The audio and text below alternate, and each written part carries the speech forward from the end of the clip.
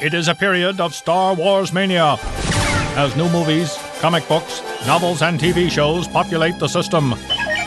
Fueled by their love and passion for the galaxy far, far away, two exceptional geeks tap into hundreds of holocrons in order to bring you the knowledge and insight of all things Star Wars. Come and join them as they go inside the Force. Hello, everybody, and welcome to Inside the Force. I am David Cottingham here with a stuffed up Casey Cooley. Hi, everybody. How's it going? We're powering through this one. Yes. Now. Yeah. We're continuing on our journey this month here in September of 2013. We are in Sith Month. We are following the Sith line from Darth Plagueis to Darth Vader. Right. And right now, this is the second week. We are in the second line of that, which is Darth Plagueis' apprentice, Darth Sidious. There you go. Yes. And if you don't know, which I could imagine you wouldn't, Darth Sidious is Emperor Palpatine. Right. That's right. Chancellor Palpatine, Senator Palpatine, whatever. We'll talk about his political career here. But if you tuned in last week, we talked about Darth Plagueis, who obviously has been carrying on the rule of two from Darth Bane all the way about 1,000 years now. And he's got a grand plan. And then we left off last week, basically his first meeting, right before his first meeting of meeting young Palpatine. So we're going to kind of rewind a little bit and kind of go back and talk about Palpatine's upbringing up until that first meeting, and then obviously we're going to go on a little ways until we meet Darth Maul, who we'll talk about next week. Yeah.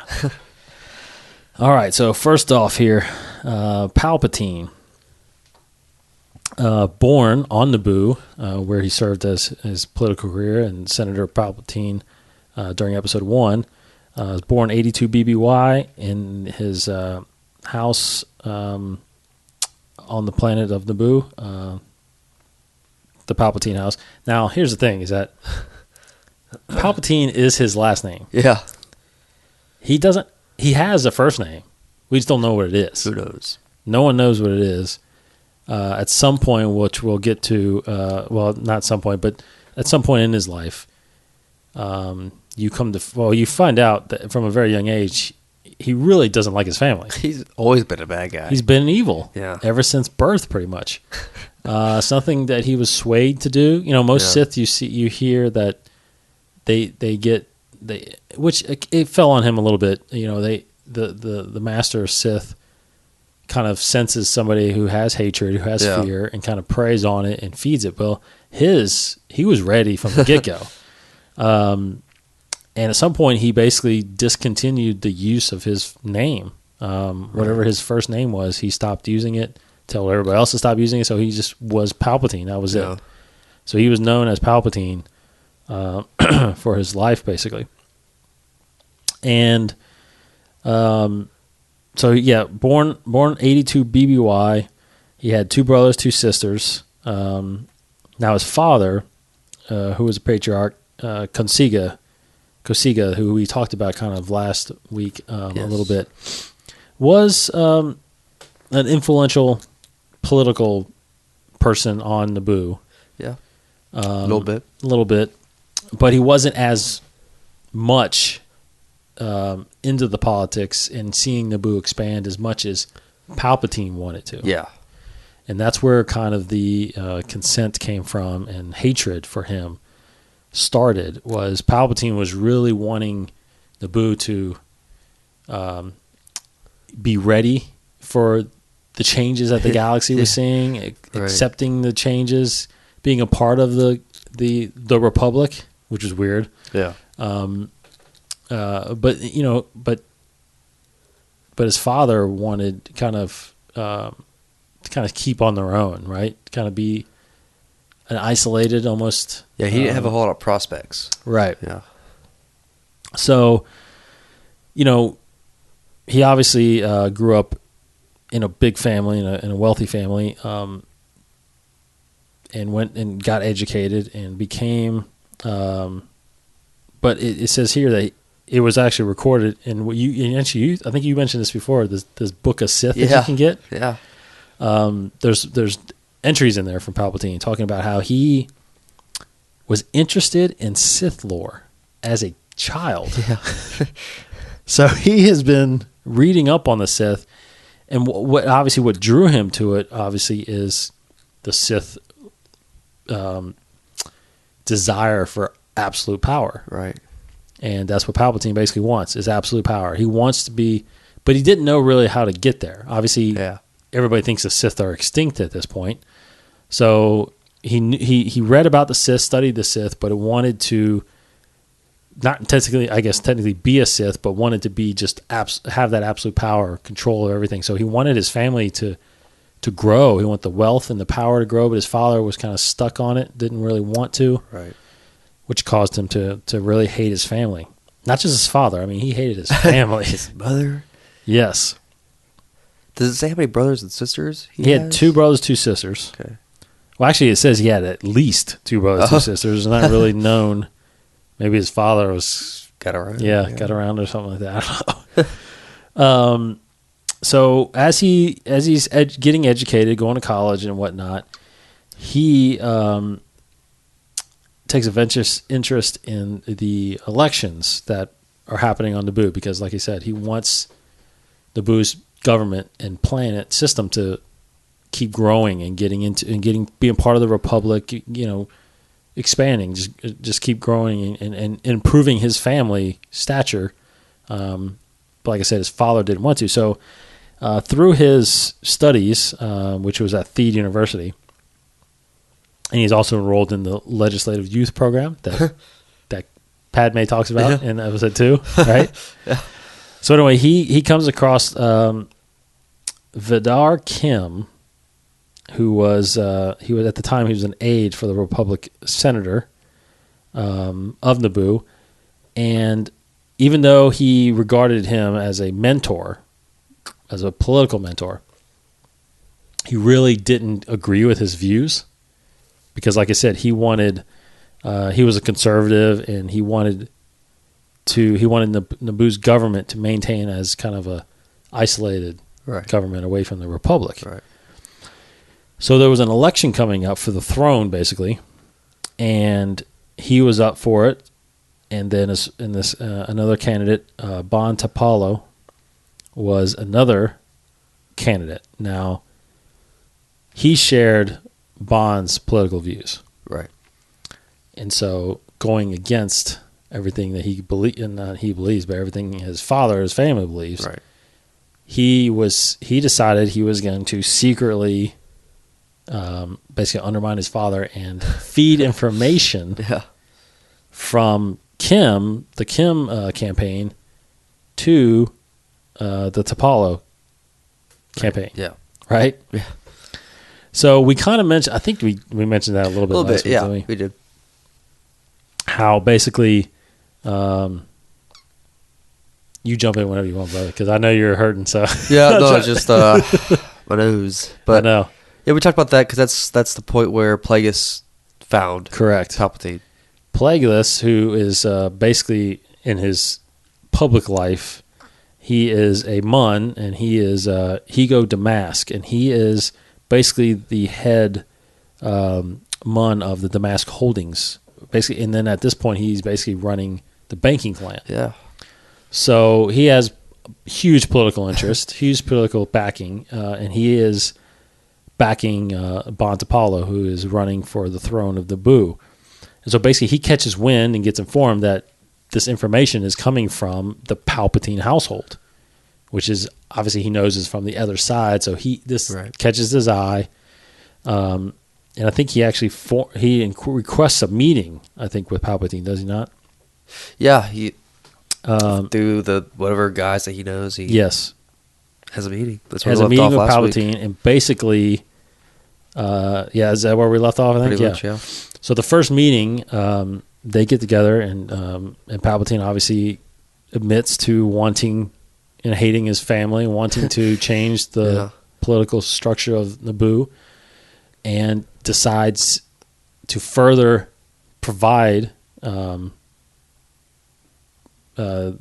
basically Hugo with information, right?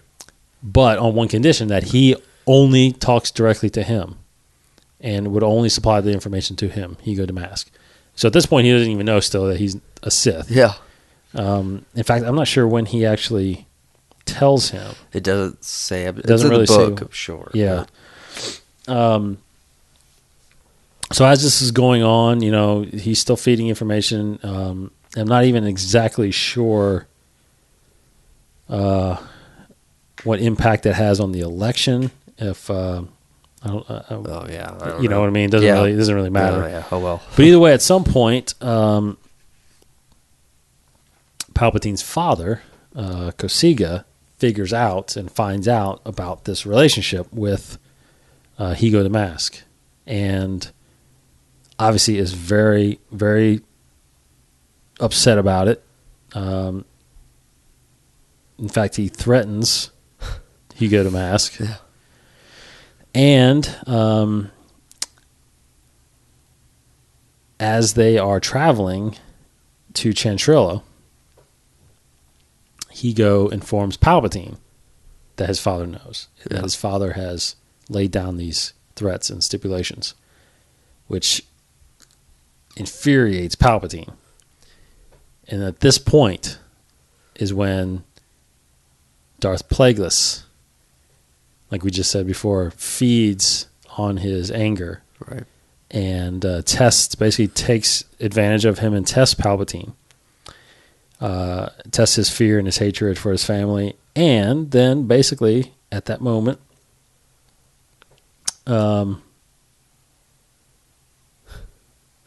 he kills him. Yeah, there was some confrontation between him and his father. Yeah, him and his father. Palpatine had just a crazy surge of the dark side and just using the Force killed everybody. Killed his whole family. Not just father. Yeah. Slaughtered his entire family. Yeah. And the guards. Yeah. They didn't even live. But of course, Palpatine, of course, Plagueis, they hid everything. Yeah. Obviously, he was never convicted or tried for it. No one knew that Palpatine killed his own family. So that obviously was the turning point. He is now pure evil. He is a pure Sith. So then at that point, he has devoted himself to Plagueis' teachings, has become a Sith apprentice, right, to Darth Plagueis. So that is how he gets to where he is as far as being a Sith. Now, that is a lot of that. I had no idea. Right. You would, like I said, you would think, because you know guys like Vader, who was good and turns bad. Dooku was good and turned. You know what I mean? It's usually, it's hard to believe someone just is that evil from the get go. Yeah. You know what I mean? It's like the Joker. It really was. So anyway, as he becomes, but there's still that. So he becomes his apprentice. Plagueis starts training him, using obviously training his combat skills, his Force abilities. But the big thing is that they have this grand plan. Plagueis has this grand plan that they still hide in the shadows and they still kind of spread the dark side from within the political aspects of the Republic. So the plan is really for Palpatine to gain, just move up the ladder in the political world. Become a senator first, run Naboo as much as he can. He gains favor with Chancellor Valorum at the time, and then eventually works his way up in the Senate and becomes a big voice of the Senate. Right. And we know from there, obviously, what happens in the movies where he becomes Chancellor. But before then, at some point, he is, there's not a year. I think it's somewhere around 50, 52, 53 BBY maybe. He gets handed an infant Zabrak. Is that what we call him? Zabrak. Zabrak. by the Night Sisters on Dathomir. Now, if you watch the Clone Wars, you know about the Night Sisters and you know about Darth Maul. How he has a brother, Savage Opress, who was a big part of the Clone Wars and bringing Darth Maul back to life. But anyway, he gets handed this infant child, and he trains him as a Sith. Now, that was kind of the, as you find out, that's kind of what they were almost bred for, to be assassins in a sense. Yeah, or just warriors, mercenaries, whatever. Yeah, because Savage Opress was basically the same way. He was given to Dooku, even though he was already older. Yeah. But trained him, and I guess it was almost like Darth Maul's replacement. Now, he wasn't. Here's the thing: is that even though they had the rule of two, Plagueis actually didn't. He was actually appalled by the rule of two. Yeah. He didn't like it. He knew that if Palpatine kept growing more evil and more powerful, he would eventually kill him. Because that's just the way it happened. So he was trying to actually keep the relationship open, and like, don't keep secrets from me, and I won't keep secrets from you. We'll just stay together and rule, and blah blah blah. So I think now I'm not 100% sure. You might have to correct me on this, but I think he knew about Maul. I think he did too, because I thought we read somewhere on Plagueis's profile. That's right. He was sending Maul out. Right, they worked. Yeah, Maul was basically just an assassin. Yeah. Almost like basically how Ventress was trained in the Clone Wars by Dooku. Yeah. Just a Sith assassin. I mean, had the lightsabers, had Force-sensitive ability, but wasn't part of the two. He was just one of those guys that just went out, did jobs, killed people, assassinated people, left no survivors, no witnesses. So that's what happened with Maul, was that and I think there was a book right before Episode 1. Yeah. With Darth Maul. Basically, that was a lot of his missions, I think. Yeah. Now, what I didn't know, and I don't think you knew this either until we read this, but basically at the time of Episode 1, that's kind of what we're up to now. He goes through and gets... Obviously, Palpatine rises through the political chain, becomes senator, is running Naboo, representing Naboo in the Senate. So he's got an office on Coruscant. He's no longer on Naboo. He's in Coruscant. He's in the middle of the Galactic Senate. So the big thing here is that Plagueis is still alive. Yeah. When Episode 1 starts. So you think that he is the Sith Lord, and even they mention it. Even the Jedis are always talking about him.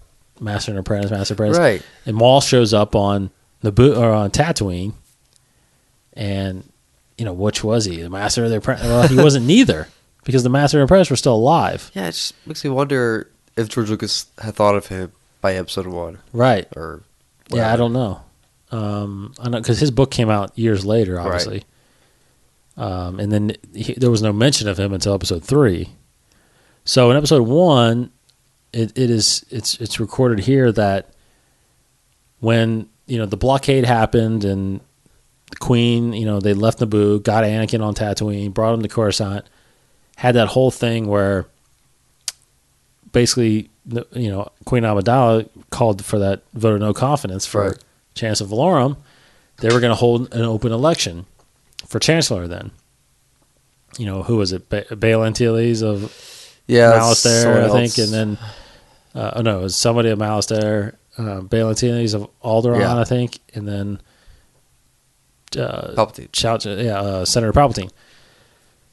So what we know now is that the day before the election, which happened after the Battle of Naboo. So, they leave and they go fight, and they fight Darth Maul, and they kill Darth Maul apparently. So sometime between then and the time that he shows up on Naboo, like, congratulations on your election, what I mean? So the day before the election is when he's celebrating. Like, they're actually having a celebration. Palpatine and Plagueis are celebrating, and he's even like feeding him a little more drinks, get him. So as soon as he falls asleep, as he says in episode 3, the apprentice kills the master. Yeah. Plagueis gets killed the day before the election, which then promotes Palpatine, obviously, to Sith Master. Darth Maul is then his Sith, but at this time, he is dead now. Yeah. So he doesn't have an apprentice, right? So then, obviously, we'll get into more with Darth Maul. Is that all we need for Palpatine? That's pretty much it, I guess. That's pretty much right, to the point. Where we'll get into Maul and his, up until, I guess, his apparent death. But there's more, there's more beyond Maul. We'll speculate. Because Maul is still alive during the Clone Wars. Yeah. And I have a feeling we haven't seen the last of Maul. Well, yeah, we can talk about that next week. Yeah. But yeah, Darth Sidious is, I would say he is basically the, I mean, I don't know if there's any more, I don't know anybody more evil than him as far as Sith. I don't know. In a long time. Yeah. You know, I mean, it was different kind of, I guess, in the old Republic days because there's many more of them. Yeah. Because you had guys like Malik, right? And Revan. Malik, yeah. I mean, and then Bane, you know, I mean, ultimately Bane was evil, but he's pretty bad. Yeah, he was the kind of the brainchild of all of this. Yeah. But to be able to, for Palpatine to be able to hide that for so long. Now, here's one thing I wanted to bring up because there's a lot of speculation about this, but it clearly kind of says it in here, but it's still not, I guess, 100% confirmed maybe by Lucas. But when he is fighting in episode 3, when he is fighting Mace Windu, right, right, and Anakin comes in there and sees him as a helpless old man, right, and uses the Force lightning that gets apparently reflected back on him, and kind of melts his face in a sense. Yeah. Which is it? Because it says in here, which I believe. Now, a lot of people may not know this, but it says that the electricity reveals his true form. Right. Right? So, in a sense, the way we see Emperor Palpatine in like 4, 5, and 6, basically at the end of 3, 4, 5, and 6, that is what he has always looked like. And that he uses the dark side to conceal his face. Yeah. But a lot of people may not know that. A lot of people may be just speculating, as maybe I did, that, it was the Force lightning that caused him to look like that. But it was just basically a ploy to Anakin to make him think he was helpless and he was getting hurt by Mace Windu, you know. Right. But that's right? I mean, is that how you feel about it? I mean, I guess, yeah. But just like reading all this stuff, at what point does his face become that for real? And he starts to hide it. Well, I think when he turns to be a Sith, it starts. Yeah. I don't think it was immediate. It was gradual, obviously. Yeah. But as he grew older, he just grew, because that's what I'm saying. Like, he is so deep into the dark side. Like, just think about how powerful he is, because if he is able to be the Chancellor meeting with Jedis in his office, and he still can hide the fact that the dark side is around him. Yeah. You know, not just, because you can they sense the dark side, but they can't sense it on this guy. Yeah. It's like, how powerful is that? So I don't know if anybody else could be like that. I mean, that was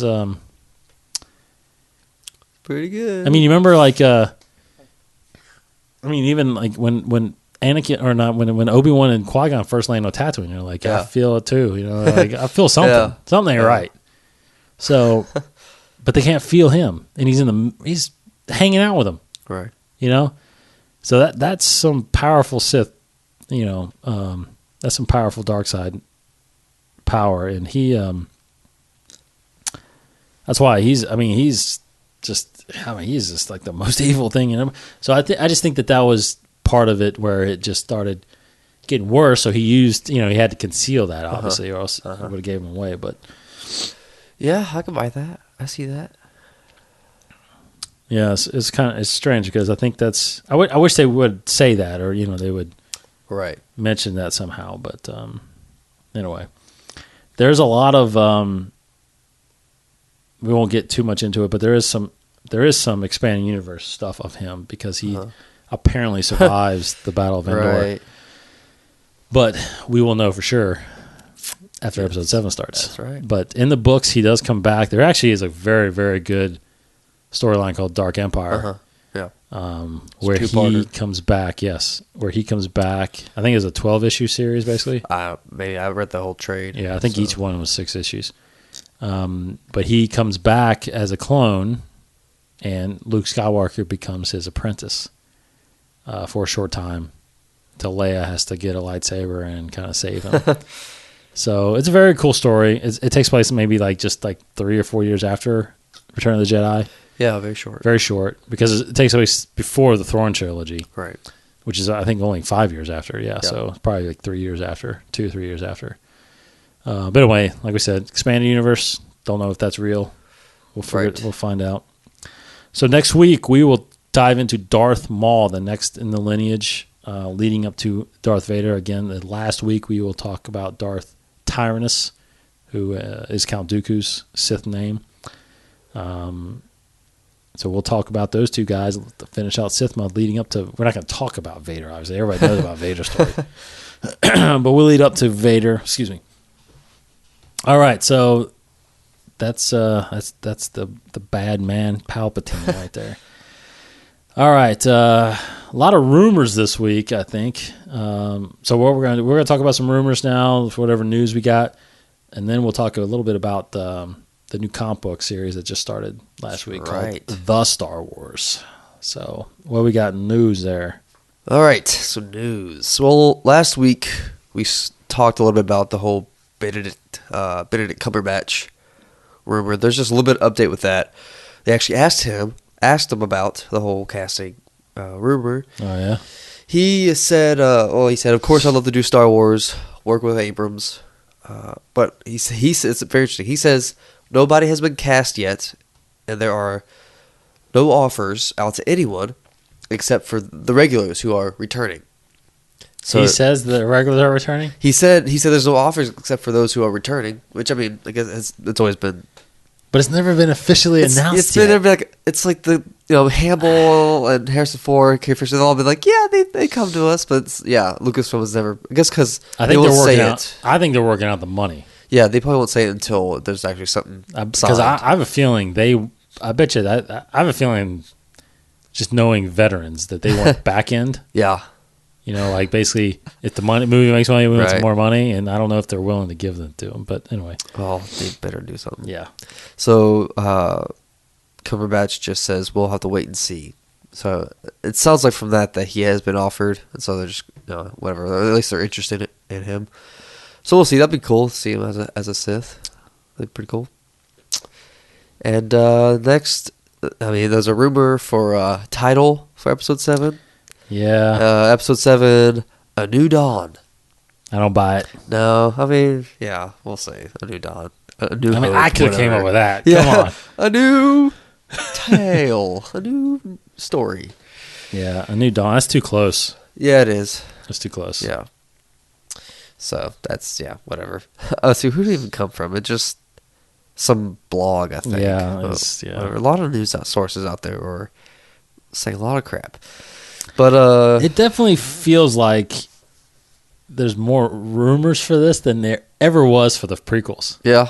I never really heard any rumors of the prequels. It's always solid information. I heard some rumors for Episode 3, but that's about it, really. Yeah. Another thing, and this is not really a rumor, but it's interesting. There was a rumor about some casting auditions for Alex Pettyfer and Rachel Hurd-Wood. They apparently auditioned for Episode 7. That was the rumor. But Lucasfilm went on their own boards or some online boards, message forum. Lucasfilm went on there asking the fans their opinions of that rumored casting auditions. Oh, really? Yeah, they were basically saying, what do you think about the whole rumor going around saying that these two actors auditioned? basically, I don't know, it seems like it's basically confirming that they did, and so they're asking the opinion of the fans, which is cool, I guess. But it's just weird that they would do that. I've never seen that before. So like, we're thinking about this. What do you think? Whatever. But so that's that. There's some other. The rest of these rumors are basically casting, and like there's another casting room or audition rumor for an actress. I never heard of her. Called I want to say that she's Latvian. She's Ksenia Solo. Yes, I heard about that. Yeah, she's like her real name is Solo. Her is Solo, spelled the same, Solo. Yeah. Excuse me. To play Han's son or Han's daughter. Yeah, I mean that was basically. So I don't know. That's weird. Yeah. I feel like they shouldn't hire any actor just because their name is like that. Well, I don't know. I don't know this. She may be good. Yeah, I don't know this chick. Don't know what she's been in. So who could say? We don't know. And then, finally, the last rumor is that the New York is J.J. Abrams and Disney are holding casting auditions in New York. It doesn't say when, if it's happening now or already has happened, but they're apparently holding auditions in New York, and it seems like it's pretty legit. I guess it seems like there is documents saying that there are casting auditions being held by director J.J. Abrams and company Disney. It doesn't say anything about Star Wars, but it has Abrams and Disney together on it. So people are like, well, it's basically Star Wars. I mean, we'll just go out and say it. And the roles kind of fits what we talked about, I don't know how many episodes ago, about the casting breakdown of like the early 20s male, early 20s female, late 30s, man, and all that kind of stuff. There were like 7 or so. This one seems like they're casting for 3 roles that kind of fit similar descriptions. One is an early 20s guy, a late 20s guy, and a late teens female.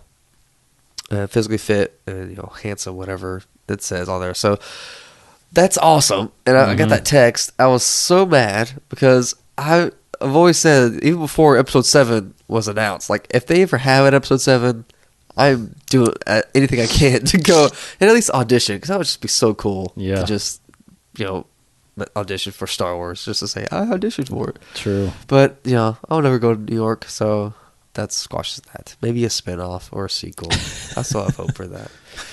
We'll see, but that's, so I feel like we'll get some official announcements soon, because recently there's been a lot of casting. I don't know if it's just because people are trying to piggyback on the whole hype and get some traffic for their own website or whatever.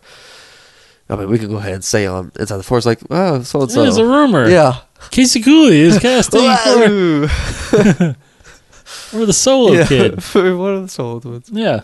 And I'm playing a Sith Lord. Anyways, that's all that's out there. Just a bunch of rumors this week. So, yeah. There you go. So we mentioned it before. Real quick, a side note. I just watched actually tonight the second part of that Yoda Chronicles. Yeah, dang, I gotta watch that. Yeah, I was watching in bed with Sammy, who was falling asleep. Yeah, pretty good. I mean, it just kind of continued on the clone that was made in the first one. Yeah. So this is part 2 of the Yoda Chronicles. I think they're making 3 of them. I think so. Yeah. So pretty good on Cartoon Network. Yeah. You can check it out. But anyway, we talk a lot about a Star Wars comic that comes out every month, part of the Star Wars series in the movies, continuing from the movies. About 6 months after episode 4, and they're trying to find a new secret base. But a new series, but this is just a mini series. It's going to be an 8-issue run called The Star Wars. Right. The Star Wars, and it's based on George Lucas's original rough draft of the Star Wars screenplay. So there are significant changes. Obviously, there are a lot of names that stayed or kind of hung around. Yeah. But the story feels a little different. It does. What'd you think reading it? Pretty cool. It didn't. It felt just like a typical kind of like sci-fi, whatever. Yeah, thing. totally. Didn't really have the I don't know if it's just because I already know Star Wars, but it didn't seem to have the punch or the originality that Star Wars did have. I mean, I don't know. Maybe it's just because it's a comic book, it's not a movie. Maybe if this was actually a movie, then I would feel different. I don't know. It just because it started off with a lot of politics stuff, a lot of like introduction of character names, like all these names I've heard of, whatever names I don't know. And that's the thing. Like a lot of things I don't like about some like alternate reality or like distant future kind of story where the movie starts and they have to kind of for exposition, but they just pummel you with all these character names and all these. This is how this world works in the situation that it's in. And that's what this happens in this first issue. It's all just like exposition. Like there's an emperor, there's an empire, there's Sith clan or Sith whatever cult, and there's the Jedi. Right. So it was still pretty cool. And the artwork was pretty cool, and yeah, the art was really good. It was very interesting seeing how the characters were originally thought of, and a lot of the similar elements. Basically, like Darth Vader's there, and it's a different Darth Vader. And that's the thing I was going to say was if you want to. So just a brief synopsis. I mean, it's funny how it says at the bottom. It says longer ago in a galaxy even farther away. But it seems like the main character is Luke Skywalker. Luke Skywalker. I almost said Ben Skywalker. I was say Luke Skywalker, but he looks like Obi-Wan Kenobi. Yes, he looks like Al Guinness did. Yeah, older gentleman, a former Jedi. Yeah. At this point, still the Jedis are extinct, but they're extinct in a different way. I think. I don't think they were. Yeah, it seems like it's like they almost did go bad. Well, no, they were. No, it seems like that there was always the Empire, and the Jedi were always the Emperor's guards. And right. This new order of the Empire, suddenly the Jedi tried to rebel, or like supposedly try to rebel. I mean, it could be the same thing where the Emperor is like saying, "Oh, they're bad," or whatever. I don't know. Yeah, it could be the same thing with that. So the Emperor has his own Knights of Sith who go out and try to kill all the Jedi. Yes, not just Vader. Right, it's like this Vader. Guy here. Yeah, the guy on the cover who I thought was Vader at first. Yeah, exactly. But Vader's actually this guy down here. That's one of the things I'm wondering about the creative license, like how the characters looked. I know some of these characters they look like the early drawings or whatever, maybe, but like that Sith-looking character right there in the front looks like the guy from the Old Republic. Yes, I agree. It looks like Darth Malak and all. Yeah, I don't know about that. I don't know about the art. I don't know what character designs and all that. Yeah, because I know Leia's in this. I know Han is an alien. Yeah, and I think that was. Yeah, that was original. That was original. But I don't know if he looked like that or not. Yeah, there's a drawing of a ship that looks kind of like the Millennium Falcon or a version of it. Princess Leia looks normal in it. Anakin's Starkiller. Yeah, it's Anakin Starkiller. And he has a little brother who looks exactly like Luke. He's like dressed and kind of looks like Luke Skywalker from what we know as Luke Skywalker. So I don't know if that was also a creative license, like, oh, he has a younger brother, we'll just make him look like how Mark Hamill looked like, whatever. But so it's written by J.W. Rensler and art's by Mike Mayhew. Yeah. It is really good art. I actually do like it a lot. Pretty cool. Very good story. I mean, I at first for a while I was like, I'm not going to get into it. I thought it was going to be an ongoing thing, but since it is a mini series, I will read it. I'll read all of them. Yeah. I got them. I got A+ picking them up for me, and it's weird because like now what's Anakin's father's name? Is he Ben? No, he has a different name. He's a different name, but he is like all part machine, part man, which is weird. It is really weird. He has his head and his right arm. Yeah, that's it. Everything else is all machine. Yeah. And they are former Jedi. And they call him the Jedi Bendu. Yeah. So, but anyway, yeah. So it kind of ends on a cliffhanger. Obviously, things are happening. They have a rendering of a Star Destroyer. Now, is this like when I don't know when Lucas first wrote Star Wars, it was basically 4, 5, and 6 all in one script. One script, right? Is this basically? That's basically what I think. So this is going. We're basically seeing. 4, 5, and 6. It's the entire series. Yeah. The first draft up until. Yeah, I'm assuming that's what it is. Okay. So we'll get all the movies basically in this series. What the one movie would have been before he split them up, but yeah. I mean, it's pretty good. It's not yeah, bad. it's interesting. It's interesting. Yeah. All right, so that is everything for the show. We'll do trivia before we say our goodbyes for this week. All right, trivia.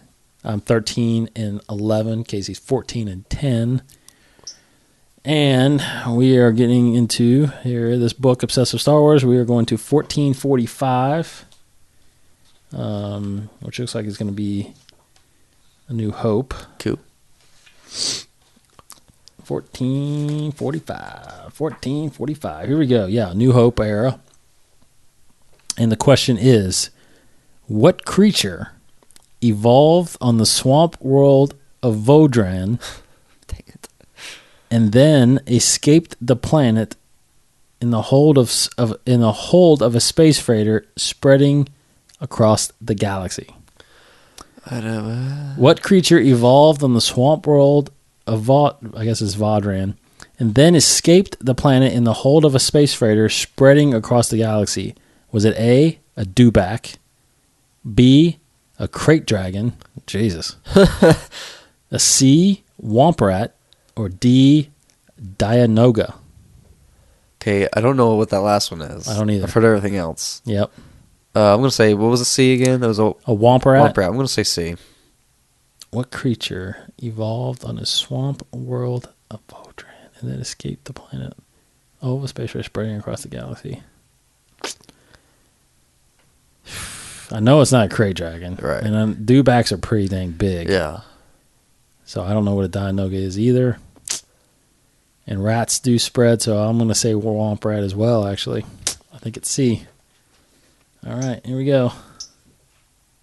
Ooh. It's D. Yeah. It's D. Well, the womp rat. No, I'm thinking of Minox. But I've heard of womp rats. Yeah, womp rats are those things running around on Tatooine. Okay. Yeah, that's right. Yeah. That's what I think would spread. Yeah. But, whatever that animal was. yeah. What? Yeah. Stupid. I'm gonna look that up. 'Cause that was not right. That was not cool. Not cool.